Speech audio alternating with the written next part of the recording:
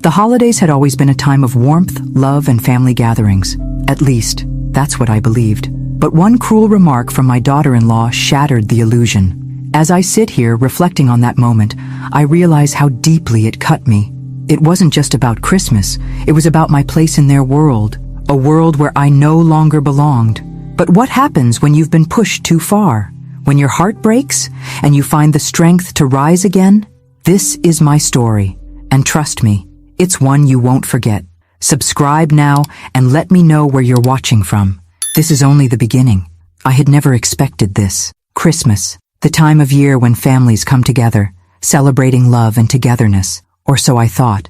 It was my son, Daniel, who'd suggested I spend the holiday with them. His wife, Laura, came from a wealthy family, but I never thought that would be a problem.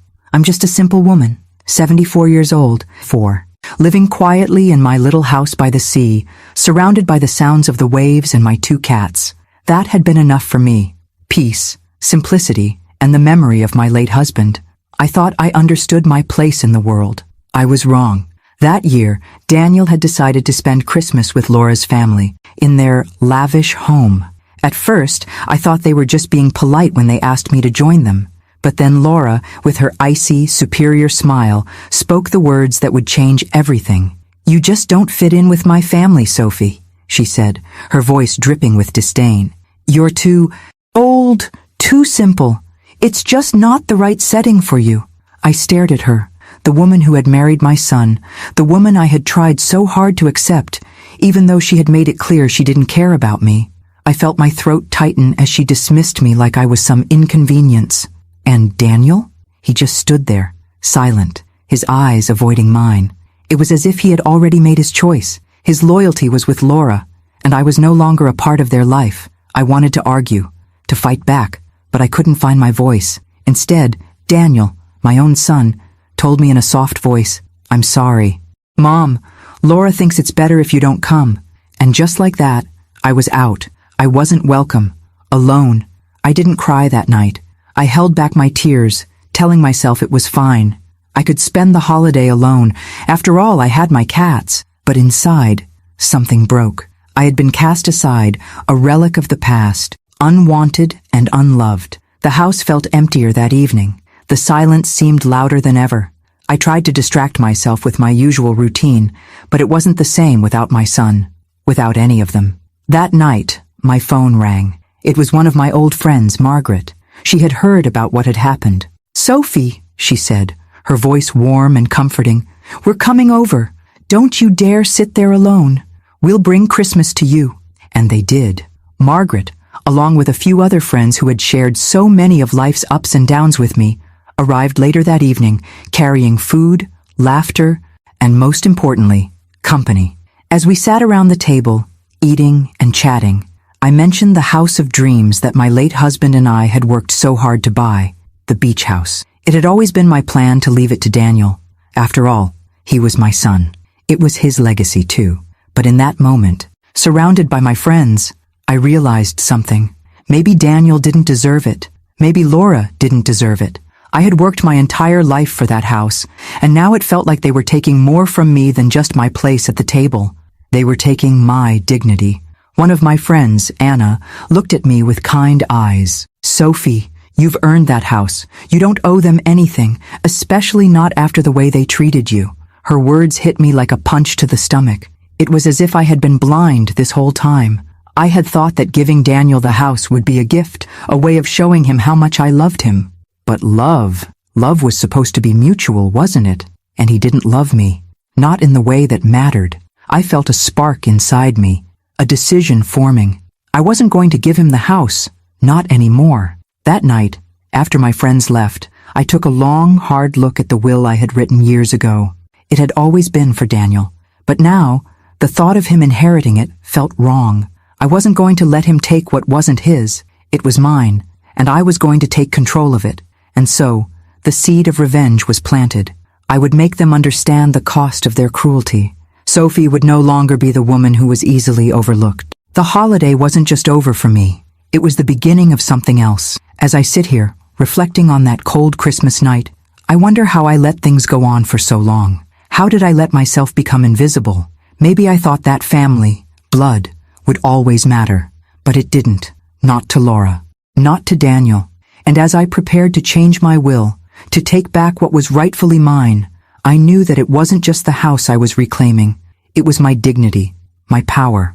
What would happen next? Would Daniel fight me? Would Laura get her way? Or would I finally show them what happens when you push a mother too far? I couldn't wait to find out. The night that followed Christmas felt heavier than the one before. I sat by the fire, the flames dancing in the hearth, but I couldn't escape the coldness in my heart. As I stared into the flames, my mind kept returning to that moment. The sting of Laura's words, the chill in Daniel's voice when he repeated her cruel dismissal.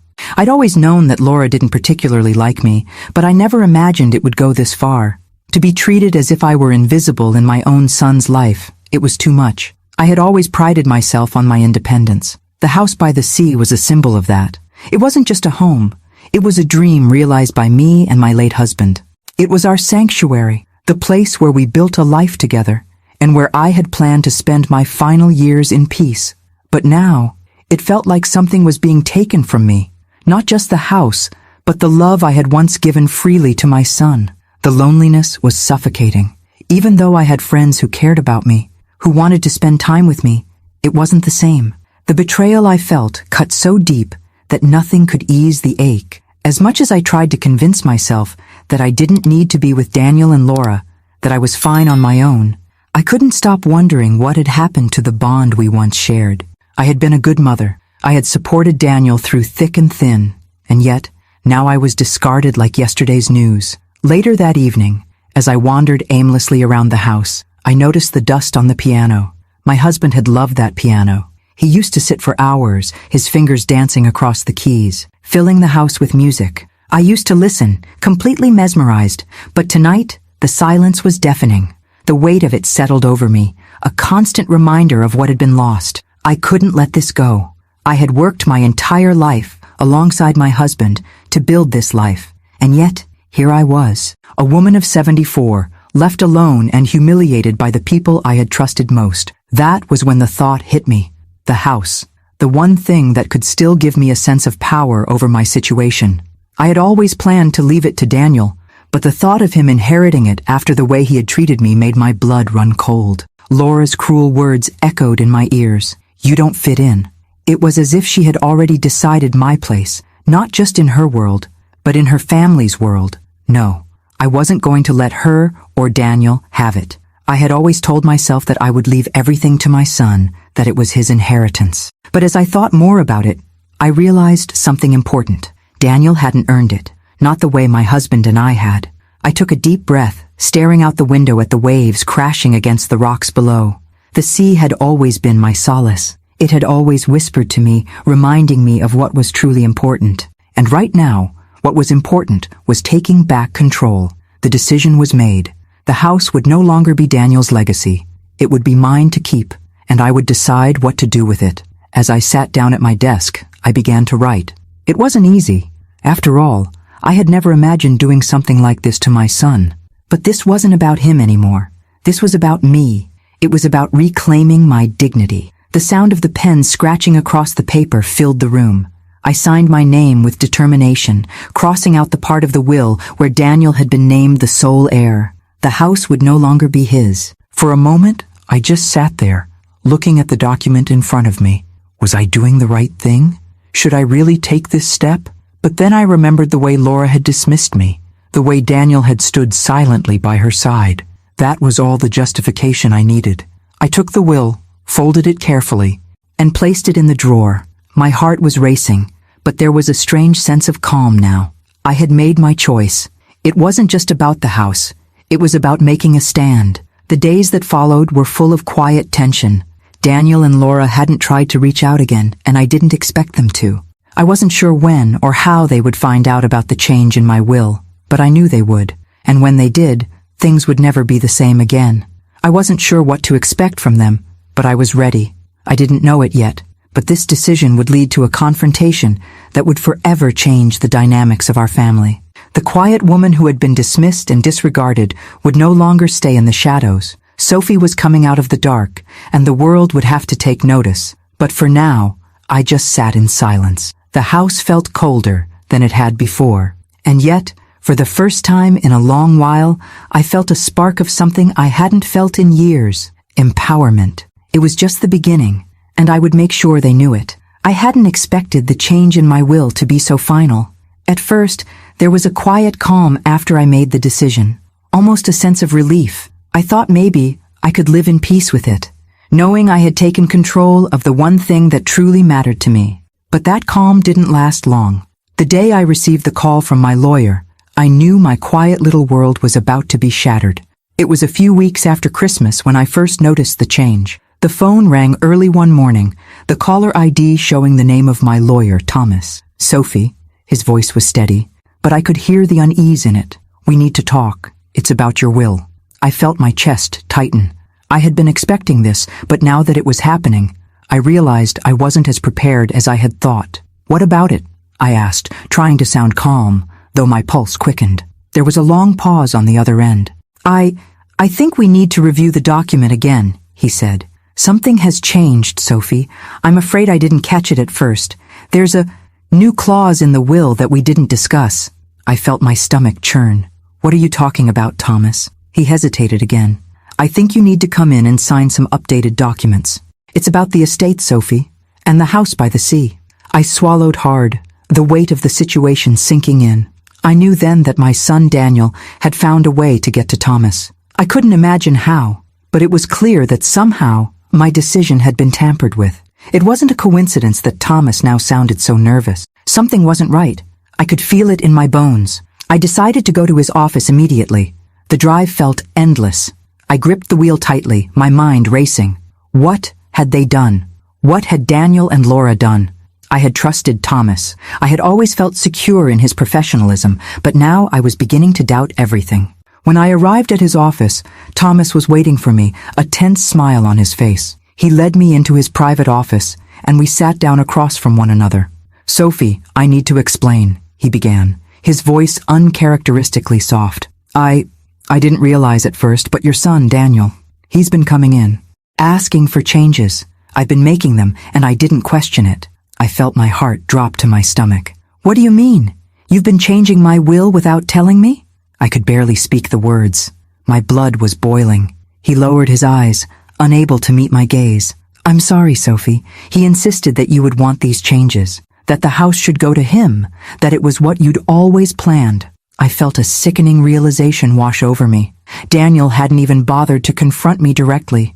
Instead, he had gone behind my back, manipulating the situation, and Thomas, who I had trusted, had been complicit in it. "How much?" I whispered, my voice shaking with anger. "How much did he pay you to betray me?" No, Sophie, it wasn't like that," Thomas stammered, panic rising in his voice. "He didn't pay me, but he kept insisting that he was just helping you. He said you were getting forgetful, that you wanted to make things easier for everyone. And I didn't want to question it. I should have, but I didn't." I stared at him, disgusted. He was barely able to meet my gaze. My lawyer, someone I had trusted to keep my interests safe, had been swayed by my son's words.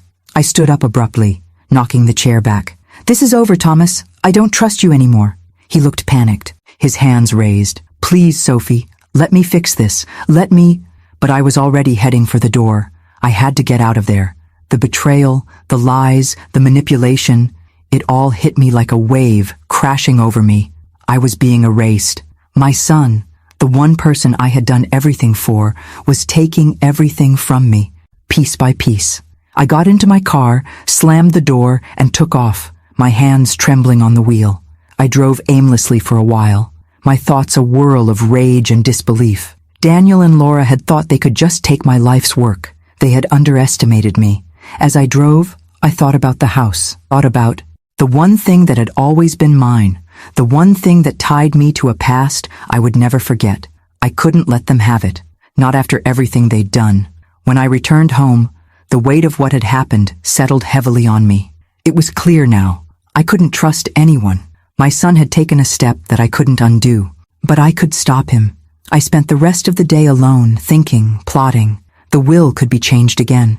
I'd find another lawyer, one who would help me restore what had been taken. Daniel and Laura had no idea what they were up against. They had pushed me too far. I wasn't going to back down. It was time for me to take control. And this time, there would be no compromises. The days that followed were a blur of frustration and quiet anger. I had already started looking for a new lawyer. I wasn't going to let Daniel and Laura get away with this. The more I thought about it, the more the weight of their betrayal crushed me. How could they be so callous? My own flesh and blood.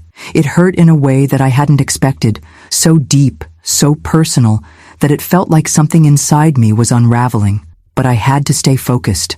I couldn't let them win. I wasn't going to let them take the one thing that I had worked for, that I had fought for so many years. My husband's legacy, our legacy. The phone call came 3 days later. It was Daniel. His voice, thick with anger and perhaps a touch of guilt, echoed through the phone. "Mom, I need to talk to you. I know things have been difficult between us, but this isn't right. You need to fix the will. You can't just take the house away from me and Laura." I didn't even let him finish. "You think you can just walk back into my life and talk to me like everything is fine?" My voice trembled, but I held my ground. "You've already tried to steal from me once. What makes you think I'll give in this time?" Daniel was quiet for a long moment. Then, in that soft, pleading tone he always used when he was trying to manipulate me, he spoke again. "It's just the house, Mom. It's not about the money. It's about family. You've always said we should take care of each other. This is a family home. I thought you would want us to keep it." I could feel my blood pressure rising. "You thought wrong," I snapped. "This house is mine. It's been mine long before Laura ever came into the picture, and it will stay mine. You don't get to take it from me just because you're married to someone with a silver spoon in her mouth." He tried again, his voice rising with frustration. "Mom, this isn't fair. You can't just change everything like this. You know it's what Dad would have wanted." At that, my heart cracked. He had used my late husband's memory to guilt me, as if I didn't know what my husband would have wanted, as if I didn't know my husband's dreams as well as I knew my own. But what hurt the most was how easily Daniel had fallen into line with Laura. They'd made their plans, and I was nothing more than an obstacle in their way. "You don't know what Dad would have wanted," I said, my voice barely above a whisper. "You think this is about money? It's not. This is about respect, and you've lost mine." There was a long silence. Daniel, who had never been good at handling confrontation, was quiet on the other end. But when he finally spoke again, his words cut through me like a knife. "Mom, if you don't change your mind, I'll have to take action. I'll go to court. I'll make sure I get what's mine. This house should be ours, not just yours." I could hear the resolve in his voice, and it was the final straw. I wasn't surprised, but hearing him say it so bluntly, he would fight me, take me to court, and tear apart our family for the sake of a house, made my blood boil. "I'll see you in court, Daniel," I said, my voice sharp, cold. "And don't you dare call me again until you've made up your mind about whether you want a mother or a piece of property." I hung up before he could respond, throwing the phone down on the couch beside me. Tears of rage welled in my eyes, but I refused to let them fall. I wouldn't give him that satisfaction. No, I was done being weak, done being the one to always give in. I wasn't going to let him use me anymore. That night, I sat down and started to gather everything I needed. I made a list of documents I had to take with me to the new lawyer, made sure I had every bit of paper that could prove my right to the house. I wasn't going to let Daniel win. Not now. Not ever. The next morning, I walked into the office of a new lawyer, a young man named Richard. His energy was a stark contrast to Thomas's. He was eager, determined, and sharp. He listened carefully as I laid out everything that had happened. As I spoke, I realized how much I had been holding back. The anger, the hurt, the frustration, it all came out in one rush of words, but Richard just sat there, nodding along, his face full of sympathy. "Don't worry, Sophie," he said when I finished. "You've got a strong case. If your son wants to fight, we'll fight, but we're going to do it the right way." It was the first bit of reassurance I had gotten in weeks. For the first time, I felt like someone was on my side. But even as I left Richard's office, I knew this wasn't going to be easy. Daniel and Laura wouldn't give up easily, not when they had already tasted what they thought was theirs. I had no idea how far they would go to get what they wanted, but I was ready to find out. Later that evening, as I sat in my living room, I felt a strange sense of calm wash over me. I had a plan now.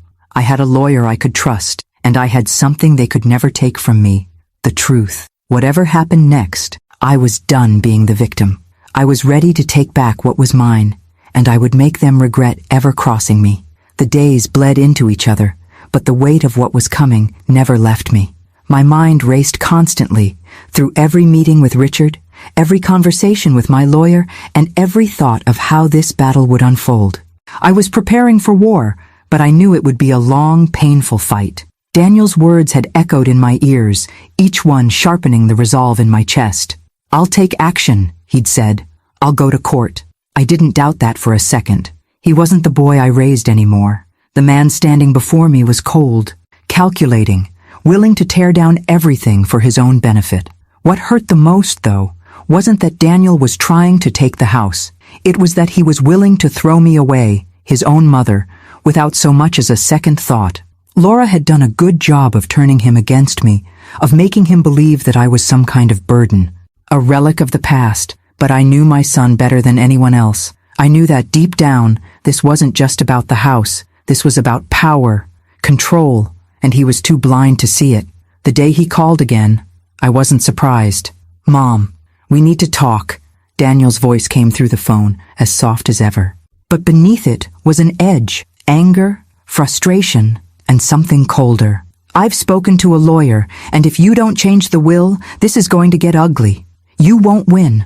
I could hear Laura's voice in the background, her influence weaving its way into every word he spoke. It was clear now. He wasn't just defending the house, he was defending his wife's interests.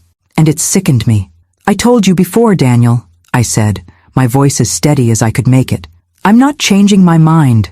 You think you can scare me into doing what you want? It won't work. I've seen the real you now." There was silence on the other end. Then a sharp intake of breath. "Mom, I don't want to do this, but you're forcing me to.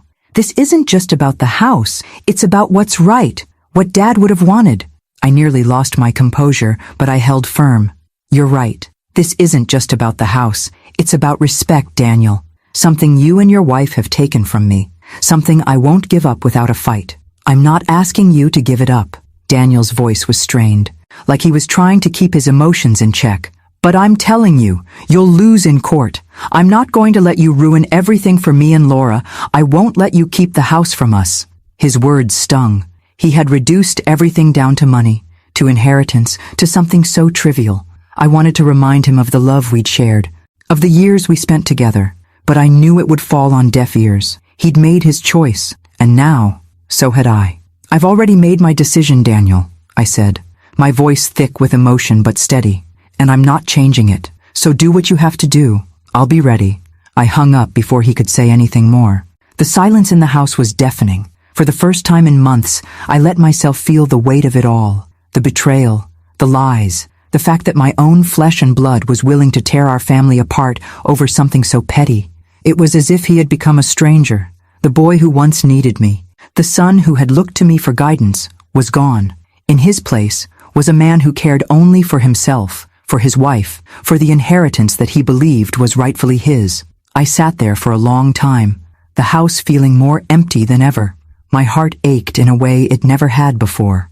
The love I had for my son had been twisted into something unrecognizable, and it was breaking me. But I wouldn't give in. I couldn't. I couldn't let him think that he could just walk all over me. I was done being the victim. Over the next few days, I focused all my energy on preparing for the inevitable. Richard and I met several more times, reviewing documents, ensuring everything was in order for the court battle that was coming. My heart wasn't in it, not like it used to be when I'd taken care of my family, but I pushed through the pain. This wasn't just a legal battle. It was a battle for my dignity, for the respect I deserved, and I wouldn't let Daniel take that from me. As I sat in Richard's office, listening to him explain the next steps, I realized something I hadn't allowed myself to acknowledge before. I was scared. Scared of losing everything. Scared of the toll this would take on me. Scared of the family I had once known being completely destroyed. But there was one thing I knew for certain. I couldn't back down now. I wouldn't. That night I went to bed early, the quiet of the house almost suffocating. I closed my eyes, but the image of Daniel's face, so determined, so angry, wouldn't leave me. I couldn't stop thinking about what he had said. "I'll win, Mom. You'll lose. I didn't know what would happen next, but I knew that whatever it was, it would change everything. The next morning, I woke with a new resolve. I wasn't going to let fear control me anymore. I had come too far to give up now. This was more than just a fight for the house. It was about taking back my life, my voice, my place in the world. I would do whatever it took to win this battle. For myself, for the woman I used to be, and for the mother I had always been to Daniel. But I had no idea how far Daniel would go to make sure I lost. The tension was thick in the air. Every day seemed to drag on longer than the last. I kept my focus on the legal battle ahead, but a part of me, deep down, was dreading what it would do to the already fragile bond I had with Daniel. I had raised him, loved him, and fought for him when no one else would. And now, here he was, threatening me over a house that had no meaning to him beyond the wealth it represented.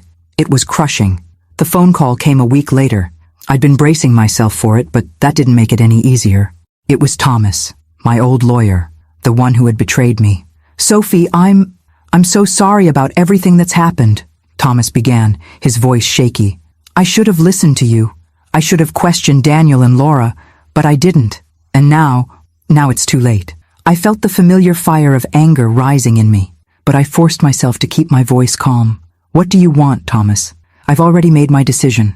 I don't need any more apologies." "I know," he said quietly, "but I need to tell you something. Daniel, he's been coming to me. He's offering me money to change the will, to make it look like it was all a mistake. He's been pressuring me, and I gave in, but I can't live with it anymore. I'm not the man I thought I was, Sophie." I squeezed my eyes shut, feeling the anger and disappointment roll over me in waves. I had known something wasn't right about his sudden change in behavior. He wasn't the man I had trusted. He was just another piece of Daniel's puzzle, another pawn in his game. "So, what do you want me to do now, Thomas?" I asked, my voice barely above a whisper, the hurt too much to contain. "I want to help you," he said.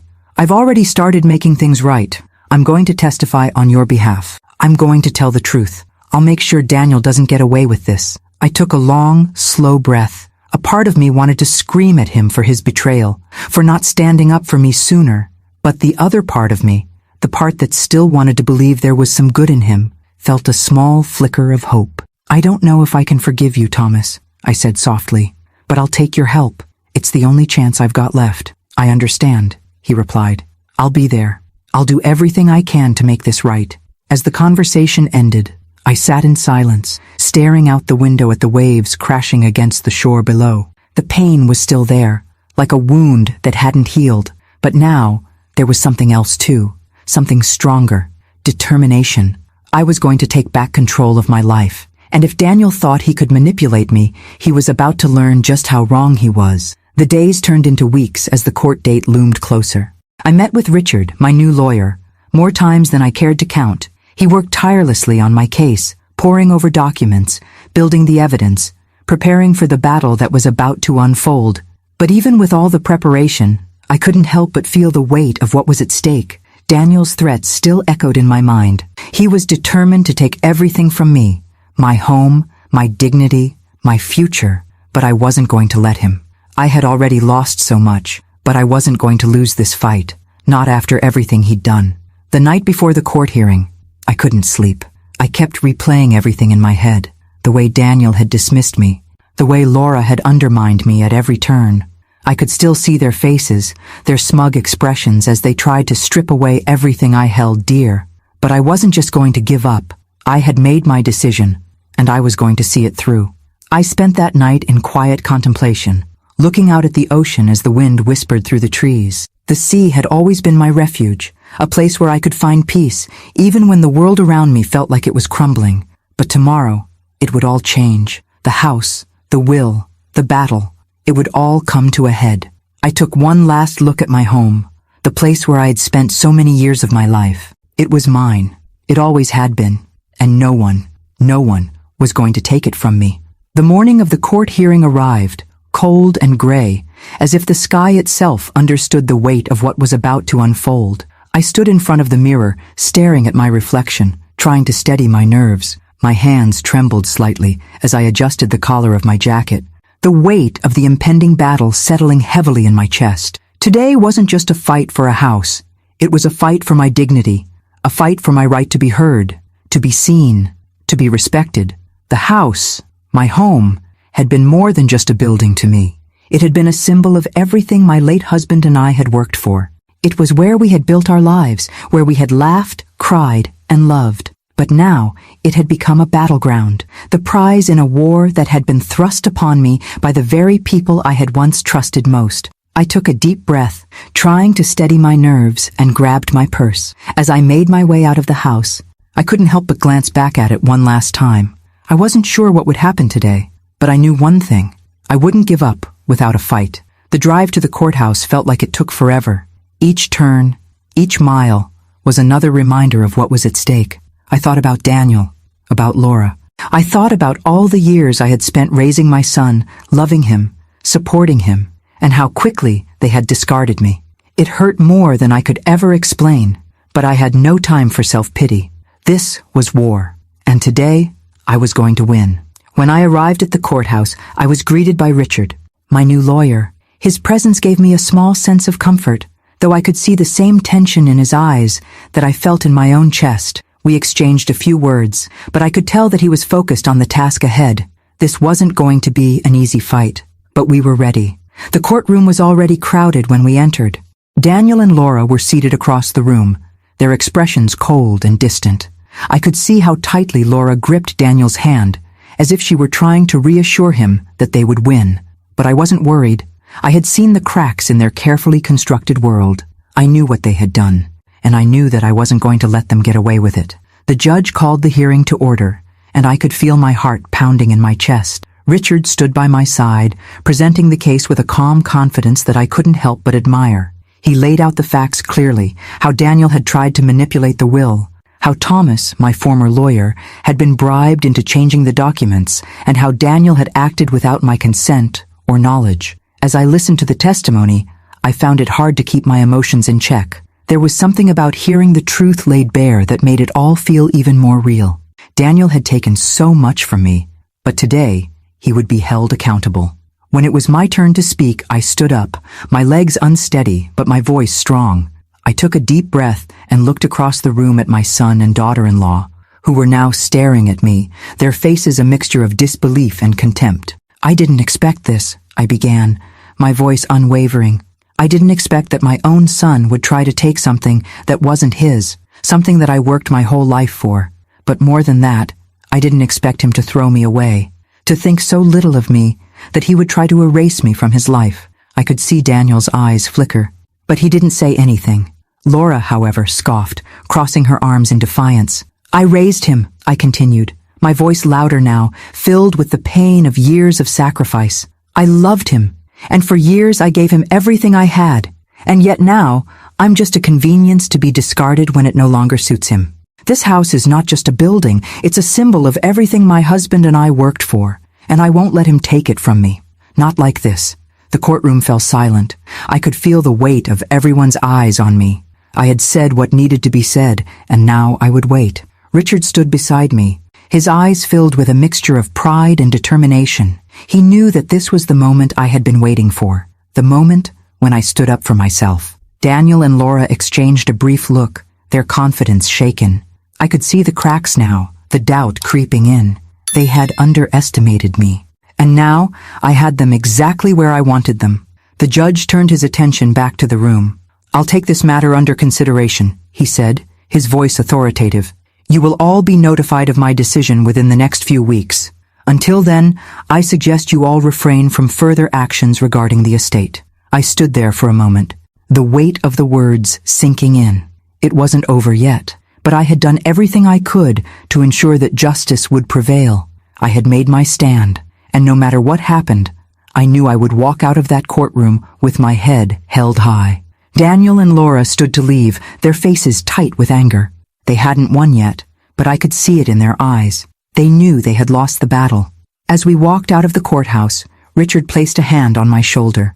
"You did well, Sophie. We've got a good chance." I nodded, but a part of me still felt like I was holding my breath. It wasn't over. Not yet. But I had made my decision, and I wasn't going to back down. And somewhere, deep inside, I knew I had won something even more important than the house. The days that followed the court hearing were like an eternity. It felt as if time itself had slowed down, stretching into endless moments of uncertainty. I knew the judge's decision wouldn't come immediately, but the waiting was torture.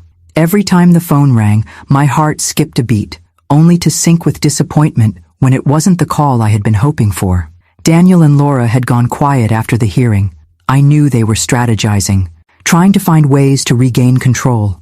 I could almost feel the anger and frustration radiating from them, but I couldn't bring myself to care.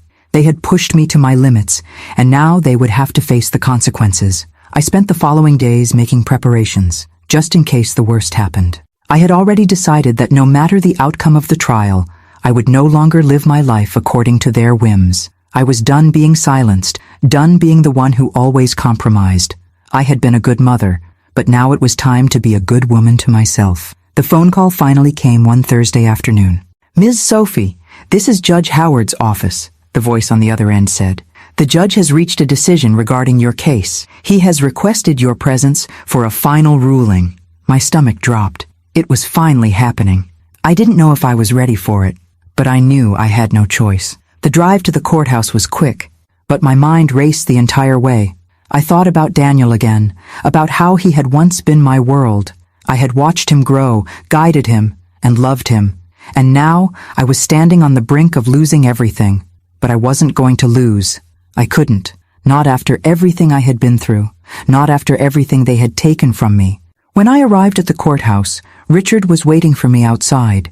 His usual confident demeanor was slightly tempered with concern, but he didn't say anything to make me more nervous. We exchanged a few brief words, and then we went inside. The courtroom felt different today. It was colder.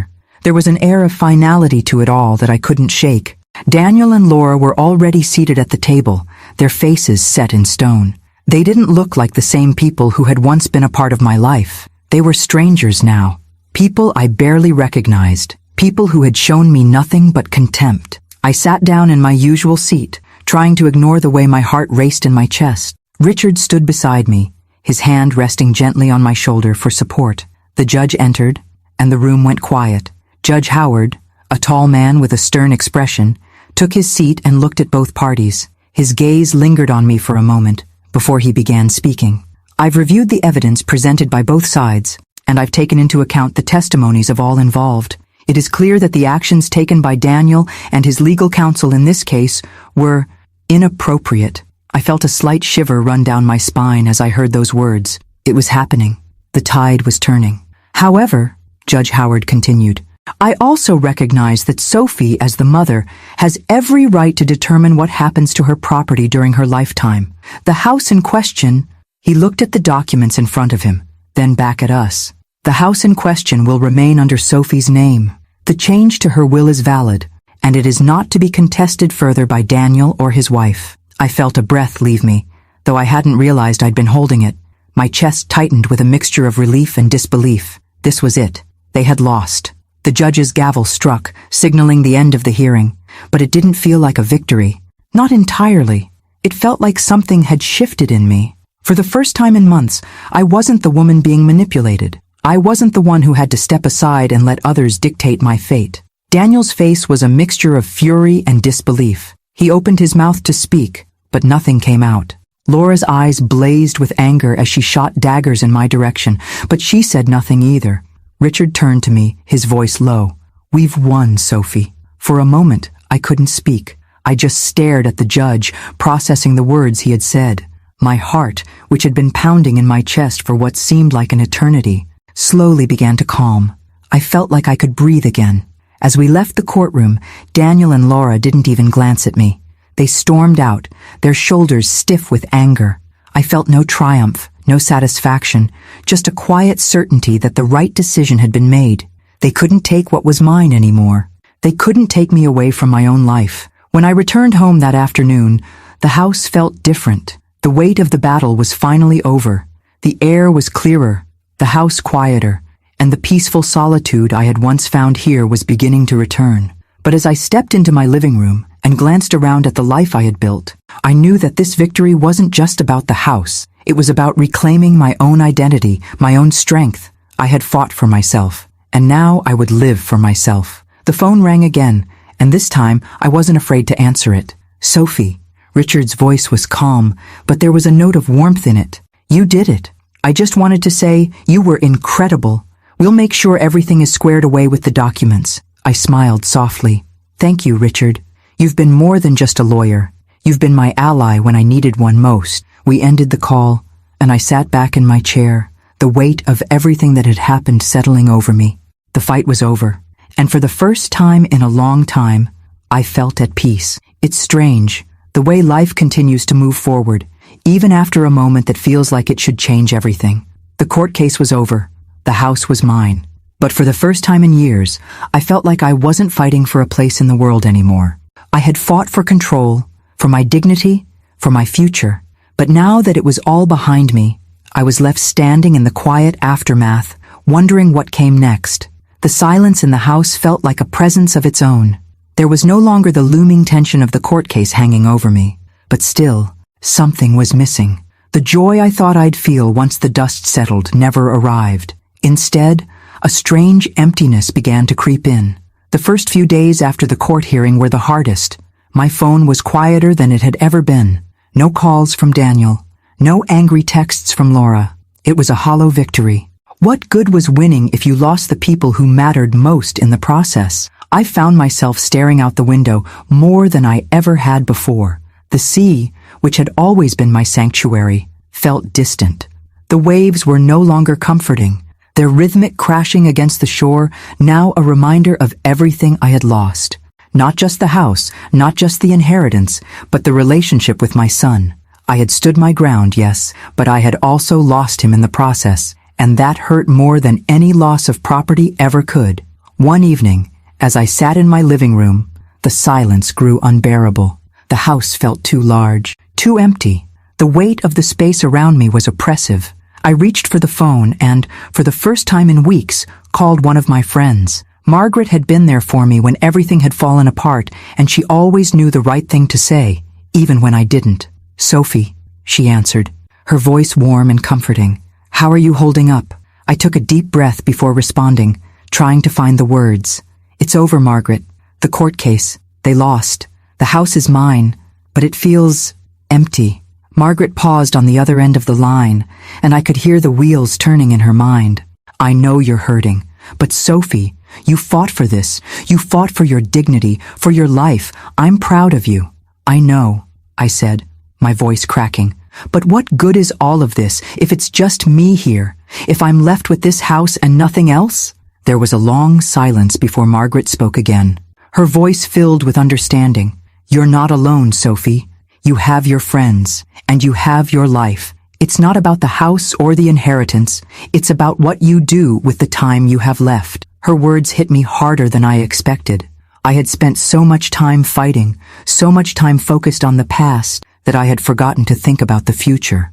I had forgotten to think about what came next. You're right, I whispered, the weight lifting slightly from my chest. I've spent so long holding on to what's gone. I think it's time to let go. Margaret smiled, her voice soft but firm. You've already won, Sophie. Now it's time to live. Live the way you want to. Without all the baggage, without all the anger. Go to the beach, take walks, take up a new hobby.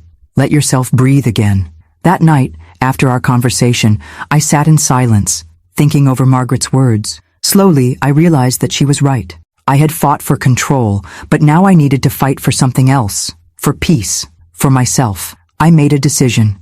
I was going to stay in the house, but I wasn't going to let it be a symbol of everything I had lost. It was going to be a place where I could rebuild. I had a lifetime of memories here, some painful, some beautiful, but it didn't have to be a prison. I could fill it with new memories, ones that weren't tied to the past. I didn't know what the future would hold, but I was no longer going to let my son's betrayal define me. I would be the one to decide what my life looked like from here on out. The next morning, I woke up with a sense of purpose that I hadn't felt in years. The sun was just beginning to rise, casting a golden light across the sea. I pulled on my jacket, grabbed my walking shoes, and headed out the door. I walked along the beach for hours, feeling the cool breeze against my face and the sand beneath my feet. The sound of the waves crashing was no longer an echo of my pain. It was a reminder that life could go on. I could go on. And when I returned home, something inside me felt lighter. I was still here. I still had time. Time to rebuild. Time to redefine what family meant to me. That evening, I sat in front of my fireplace, the crackling fire the only sound filling the room. I was no longer waiting for anyone to tell me what my life should be. I had the power to shape it. I had already survived the hardest part. The phone rang again, and this time, when I answered, it was my son. "Mom!" Daniel's voice sounded strained, and I could hear the tension in it. I want to talk." My heart clenched in my chest, but I took a deep breath before replying. "I'm listening." He paused before speaking again, this time softer, more hesitant. I'm sorry for everything, for how I treated you. I don't expect you to forgive me, but I want you to know that I regret what I did. I don't know how we got here, but I want to try to fix things, if you're willing." I stood there in silence for a moment, absorbing his words. For so long, I had wished for this moment, hoping that one day Daniel would come to realize what he had lost. But now, hearing it in his voice, I wasn't sure what to do. I had won the battle, but did that mean I had to fight the war too? "I don't know what to say, Daniel," I replied, my voice gentle but firm. "I'm not sure we can just go back to the way things were, but we can start with a conversation." He sighed in relief. "That's all I'm asking for. One conversation." As I sat down on the couch, I realized that this wasn't the end of the story. The house was mine, but there was more to rebuild than just bricks and mortar. It was time to rebuild my relationship with Daniel, if that was even possible. And for the first time in years, I felt ready to try. The days after Daniel's call were a mix of hesitation and hope. I wasn't sure what the future held, but for the first time in months, I felt something I hadn't felt in a long time. Possibility.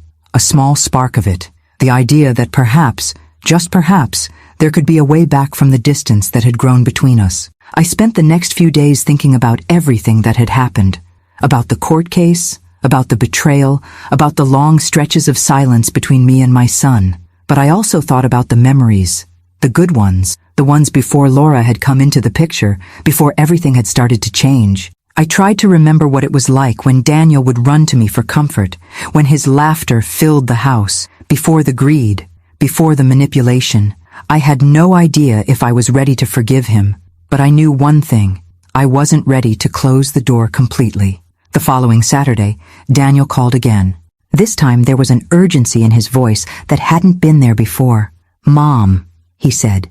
His words rushed. "Can we meet? In person? I know it's been a while, but I think it's time." I agreed, setting a time and place to meet him. As I hung up the phone, a flood of emotions washed over me. What did I want from this conversation? What did I need? I didn't know if I wanted to go back to the way things had been, but I was willing to listen. I arrived at the cafe early, sitting at a table by the window, watching the world outside. It was one of those crisp mornings when everything feels possible, when the world is still new and full of potential. But inside, I felt the weight of the years between us. I could already feel the knots in my stomach, the uncertainty of what would happen next. And then, he walked in. Daniel looked different, not in a physical sense. He still had that same broad frame and the same familiar, easy smile, but there was something else. A weariness in his eyes that wasn't there before, a heaviness that made me wonder just how much he had been carrying. He approached the table, his usual confidence tempered with a vulnerability I hadn't seen in him in years. "Hey, Mom," he said softly as he sat down across from me. "Hey," I replied, forcing a smile that didn't quite reach my eyes. "You're looking good." He nodded, but his eyes never left mine. "I know this isn't easy, but I've been thinking about everything, and I'm sorry. I can't take back what I did. I can't undo it, but I can try to make it right." I felt a lump form in my throat, but I swallowed it down. This wasn't about me being emotional.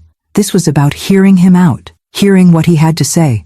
I had already decided that I wasn't going to get wrapped up in anger anymore, but that didn't mean I could just forget everything. "I don't know if you can, Daniel," I said quietly. "I don't know if we can just pick up where we left off." "I don't expect that," he replied, his voice low. "But I don't want to lose you. I don't want us to be strangers. I've been so blinded by everything, by Laura, by the house, by all the things I thought I needed, and I I lost sight of what mattered most. His words hit me hard. I had heard all the excuses before, but this time it felt different. He was no longer trying to justify his actions. He was acknowledging them. And that meant something, didn't it? "I've been angry for so long," I said, my voice shaky. "I've been angry at you, at Laura, at myself, and I still don't know if I can forgive you. But I'm willing to try, for both of us." Daniel's eyes softened. He reached across the table, his hand resting on mine. "I don't know if I deserve your forgiveness, Mom, but I'm here. I'll be here, no matter what. We don't have to fix everything in one conversation, but I want to try. I want to earn back your trust." The sincerity in his voice caught me off guard. I hadn't expected this. I had expected more resistance, more defensiveness. But here he was, willing to meet me halfway. And for the first time in a long time, I saw the son I had raised. Not the one who had been blinded by greed and manipulation, but the one who had once loved me unconditionally. We spent the next hour talking, not about the house, not about the inheritance or the court case, but about the things that had mattered once, memories, shared moments, things we had lost sight of. Slowly, painfully, the distance between us began to shrink. I still didn't know what the future held for us, but I could feel something shift, a small, fragile bridge being built. As we stood up to leave, Daniel hugged me tightly. "I'm so sorry, Mom," he whispered. "I love you." The words were simple, but they held so much weight. I could feel the tears welling up, but I held them back. I wasn't ready to let go of the past entirely. But maybe, just maybe, I was ready to move forward, to see where this new version of our relationship could go. When I left the cafe, the world felt a little lighter. I still had a long road ahead of me, and I didn't know if everything would work out, but I felt a flicker of hope that I hadn't felt in years. It wasn't over, but maybe it didn't have to be. The weeks that followed that meeting with Daniel felt like a delicate balance, a slow unfolding of trust that had been long broken. It wasn't a quick fix, and I knew it wouldn't be. There was no magic word, no perfect moment that would instantly heal the wounds we had inflicted on each other. But there was something in that conversation, something real and raw, that made me believe there was hope for us. Maybe not the way things were before, but a new beginning, if we were both willing to work for it. I spent the days reflecting on that conversation, revisiting my feelings of hurt and anger, but also allowing myself to feel something else, the tiniest spark of hope. I realized that forgiveness wasn't about erasing the past. It was about letting go of the weight it had carried for so long. And though I didn't know if I was ready to forgive Daniel completely, I was ready to try, to open the door, to just a crack, and see if we could rebuild. Daniel called a few days after our meeting. His voice was tentative, unsure, but there was a sincerity in it that I hadn't heard in years. "Hey, Mom," he said. "I know it's been a few days, but I wanted to check in. How are you?" It was a simple question, but it felt like a gift, a step forward. "I'm okay," I replied, my voice steady but warm. "How about you?" I'm trying," he said, almost apologetically.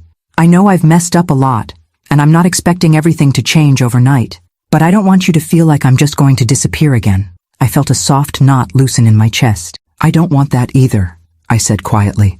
"I don't know where this goes, Daniel, but I'm willing to take it one day at a time. Are you?" There was a pause on the other end of the line, and then, his voice, full of emotion, "Yeah, I am. I just want to make it right." We spoke for a while longer, sharing small talk, nothing deep, nothing heavy, but that's what we needed. We needed the small steps, the quiet rebuilding of something that had been shattered. The phone call ended with a promise. We'd talk again soon. As the days went by, I found myself waiting for the next conversation, the next moment when we would take another small step toward healing.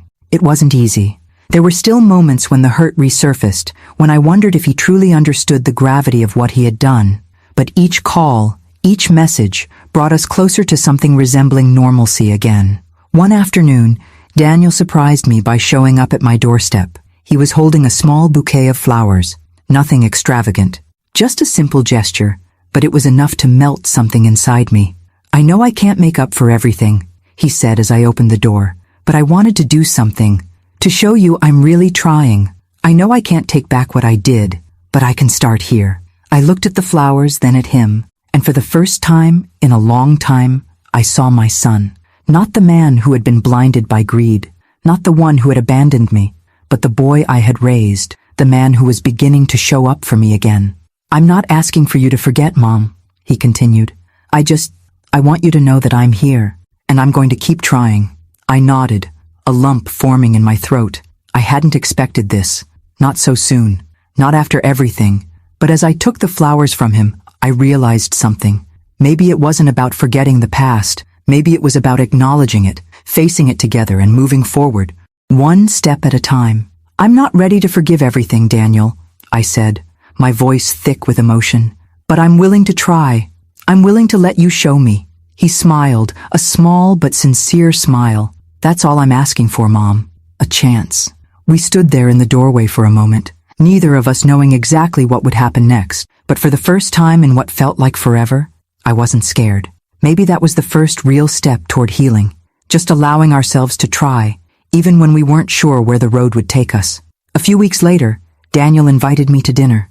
Just the two of us. No Laura, no pressure, just us. It wasn't a grand gesture. It wasn't an apology wrapped in words. It was a dinner, a conversation, a chance to simply be mother and son again. And as I sat across from him, listening to his voice as he told me about his life, his job, his struggles, I realized something important. We were both different. We had changed. But maybe that wasn't a bad thing. Maybe we could still find our way back to each other. It wouldn't be the same. It couldn't be. But we could build something new from the ashes of what had been destroyed. By the time dinner was over, I felt a sense of peace I hadn't felt in years. It wasn't perfect, but it was real. And for the first time in a long time, I felt like I had my son back. The road ahead wasn't going to be easy. I knew that. But for the first time in months, I felt like I could take the next step, and that, in itself, was enough. The next few months were filled with the slow, steady rhythm of rebuilding, not just a house, but a life, a family. After the dinner with Daniel, there were many more conversations, many more moments of vulnerability and growth. The road wasn't smooth. There were setbacks, moments of discomfort when old wounds would resurface. But little by little, we began to find our way back to each other. Daniel began to call more often. Sometimes it was to talk about small things, work, his friends, his day. Sometimes it was to ask for advice. It wasn't always easy for either of us, but I started to realize that this was how it was supposed to be. This wasn't about fixing everything at once. It was about learning how to live in the mess, how to forgive ourselves and each other for the mistakes that had been made. One day, a few months after our first conversation, Daniel came over with a small box in hand. I was in the kitchen, preparing dinner, when I heard his voice calling from the living room. "Mom, you got a minute?" I wiped my hands on the dish towel and walked into the living room, surprised to see him standing there, looking a little nervous, holding the box in his hands. "What's this?" I asked, a little confused. I hadn't expected any gifts. Not from him, not after everything. "I just wanted to give you something," he said, holding the box out to me. "Something to show you I'm serious about trying." I took the box from his hands, feeling the weight of it. When I opened it, I found a small, delicate silver necklace with a pendant shaped like a heart. It was simple, but beautiful. A quiet gesture, but one that spoke volumes. "I saw this," Daniel continued, "and it made me think of you, about everything we've been through, about the fact that you've always had my heart, even when I didn't deserve it. I don't know if this makes up for everything, but I wanted you to know I'm not giving up on us." Tears welled up in my eyes as I stared at the necklace. It wasn't the gift that mattered so much. It was the meaning behind it. Daniel was trying. He was showing up, not just for me, but for himself, for us. I could barely speak, but I nodded and hugged him tightly. "Thank you, Daniel.